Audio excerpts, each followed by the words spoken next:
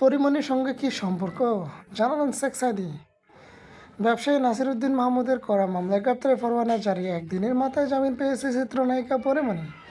সোমবার আদালতে আত্মসমর্পণ করে জামিন পান তিনি। আদালতে পরিমণির সঙ্গে ছিলেন তরুণ গায়ক শেখ সাঈদী, যিনি তার জামিনদার হিসেবে স্বাক্ষর করেছেন। পরিমণির পাশে শেখ সাঈদীর উপস্থিতি নিয়ে শুরু হয়েছে নানা গুঞ্জন। সামাজিক যোগাযোগ মাধ্যমে অনেকেই তাদের প্রেমের সম্পর্ক নিয়ে মন্তব্য করেছেন, তবে এসব নাকি নাকচ করে দিয়েছে শেখ সাঈদী।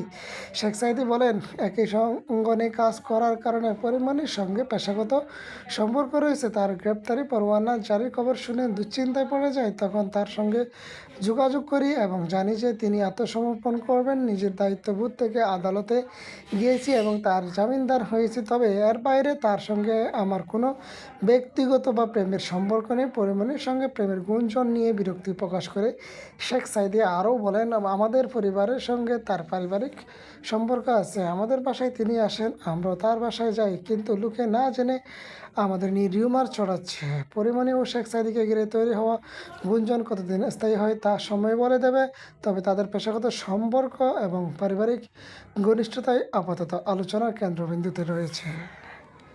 আর নিত্য নতুন ভিডিও পাওয়ার জন্য আমাদের চ্যানেলটি সাবস্ক্রাইব করুন।